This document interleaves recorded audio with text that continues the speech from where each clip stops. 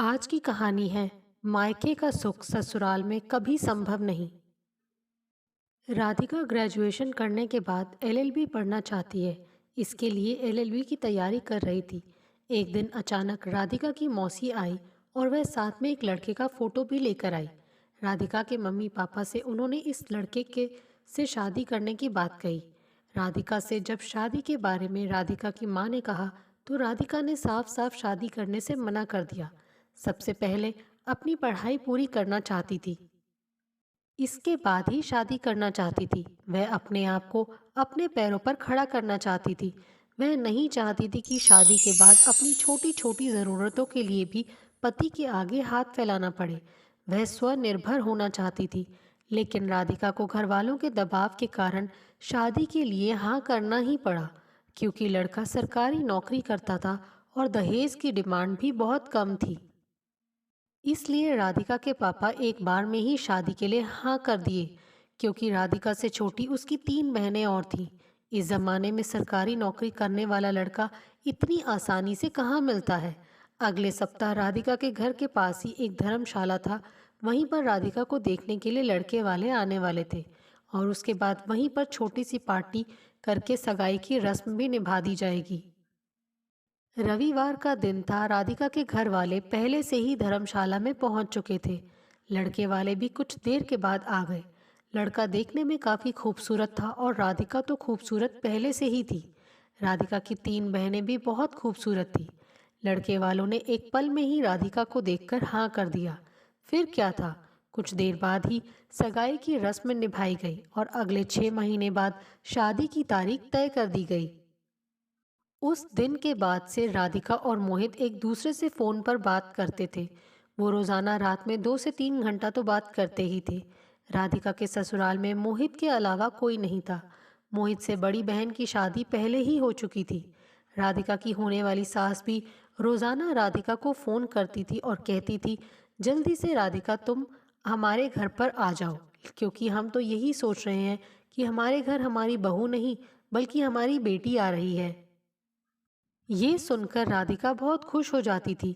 सही ससुराल मिल रहा है, कितना अच्छा परिवार मिल रहा है, जहाँ पर बहू की बेट को बेटी कहकर संबोधित किया जाता है।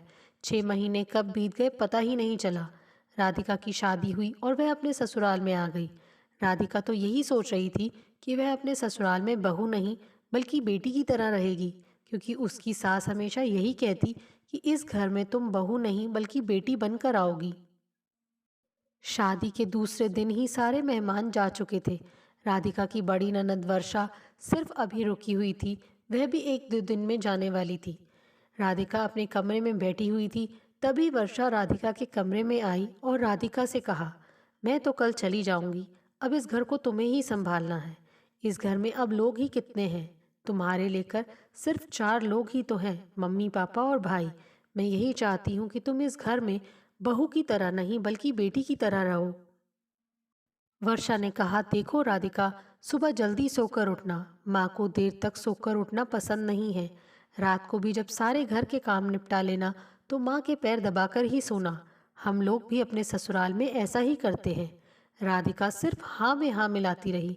राधिका अपने ससुराल में हर वो चीज़ करती थी जो उसकी माँ ने कहा था या उसकी ननद कहकर गई थी। वह सब कुछ करती ताकि वह बहू से बेटी बन सके। अपने मायके में तो उसने कभी चाय भी नहीं बनाई थी, लेकिन यहाँ वो सब कुछ करती थी। शादी के कुछ दिनों बाद ही उसके पति मोहित का दूसरे शहर में ट्रांसफ़र हो गया, तो वह वहीं जाकर रहने लगा। लेकिन कहा जाता है ना, ससुराल हमेशा ससुराल ही होता है, वे कभी मायका नहीं बन सकता। वही अब राधिका के साथ होना शुरू हो गया था। मोहित को वहां से जाते ही अब राधिका की सास राधिका के हर काम में कोई ना कोई कमी निकाल ही लेती थी। हर बात पर यही कहती थी, तुमने मायके में कुछ सीखा नहीं है क्या? एक माँ का फर्ज होता है कि अपनी बेटी को शादी करने से पहले उसे घर के सारे काम सिखा दे। पता नहीं तुम्हारी माँ ने बस ऐसे ही भेज दिया।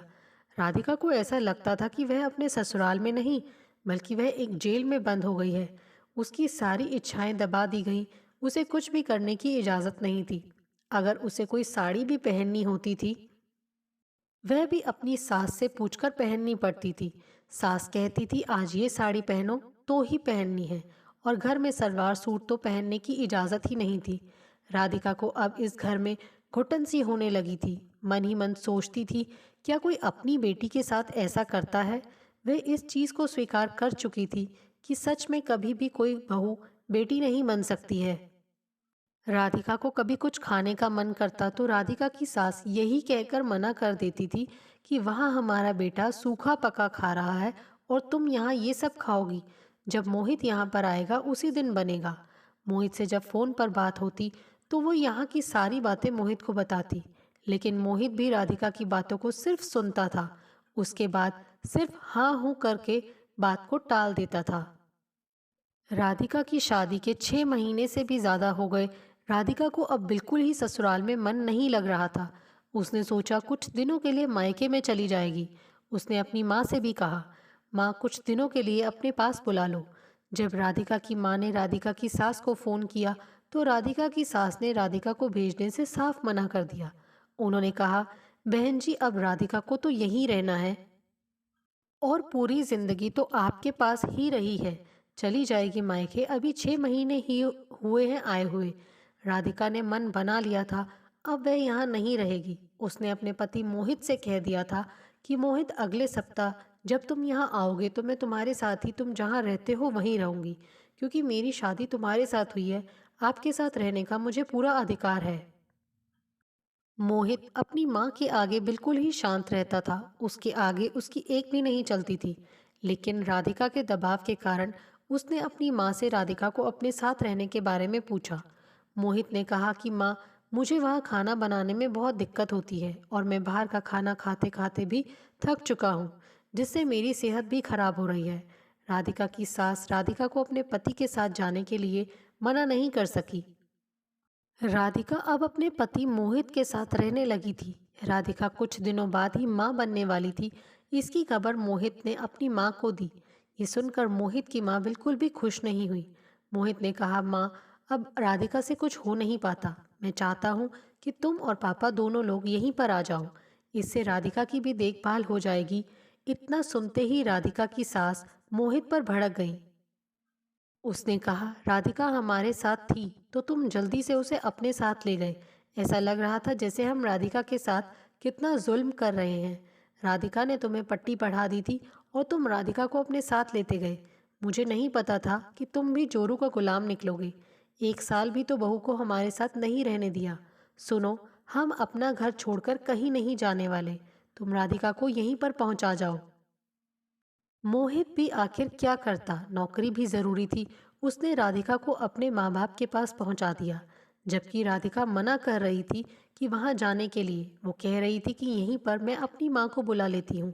मोहित ने कहा, राधिका कैसी बात करती हो, तुम्हारी यहाँ माँ यहाँ पर आएंगी तो मेरी माँ क्या सोचेगी? राधिका ने कहा, तो फिर मुझे ही मेरे मायके पहुंचा दो। मोहित ने कहा, ऐसा नहीं हो सकता। राधिका कुछ दिनों की ही तो बात है, तुम मम्मी पापा के पास चली जाओ। राधिका अपने सास ससुर के पास आ तो गई। उसे लगा था कि उसकी सास उसकी सेवा करेगी, लेकिन यहाँ सास खुद ही अपनी बीमारी का बहाना बनाकर दिन भर बेड पर लेटी हुई रहती थी, ताकि राधिका देखकर अपनी सास से कुछ भी ना कहे। जब वह मोहित से कुछ भी कहती, मोहित कहता, बस कुछ दिनों की बात है, बस निकाल लो। एक दिन राधिका कपड़े धोकर सुखाने के लिए छत पर जा रही थी। सीढ़ियों से पैर फिसला और राधिका नीचे गिर गई। तुरंत राधिका को पास के हॉस्पिटल में भर्ती किया गया। जांच के बाद पता चला कि राधिका का मिस कैरेज हो चुका है। मोहित भी 2-3 घंटे में हॉस्पिटल में पहुंच चुका था। डॉक्टर ने मोहित को अब राधिका को कम से कम 5 साल तक मां बनने से मना कर दिया था। अगर मां बनेगी तो जच्चा और बच्चा दोनों को रिस्क रहेगा। हॉस्पिटल से निकलने के बाद राधिका अपने ससुराल जाने को मना कर दिया। वह सीधे वहीं से मोहित के पास चली गई। राधिका ने अपनी माँ को देखभाल करने के लिए अपने पास ही बुला लिया था। राधिका को अपनी सास से नफरत सी हो गई थी। वह सोचती थी कि शादी से पहले कितनी अच्छी बातें करती थी कि तुम इस घर में बहू नहीं बल्कि बेटी बनकर रहोगी, और यहाँ आने के बाद बेटी का फर्ज तो नहीं निभाया, कम से कम बहू का सुख ही दे देती। राधिका मिसकैरेज की वजह से डिप्रेशन में चली गई थी। मोहित राधिका का डिप्रेशन दूर करने के लिए राधिका को फिर से एलएलबी की तैयारी करने के लिए कह रहा था। राधिका को भी लगा कि खाली बैठने से अच्छा है एलएलबी की तैयारी कर लेते हैं, और उसने कुछ सालों बाद एलएलबी की डिग्री लेकर उसी शहर में प्रैक्टिस करना शुरू कर दिया था। दोस्तों, आपको हमारी ये कहानी कैसे लगी? प्लीज़ कमेंट्स करके बताइए। Thanks for watching this video.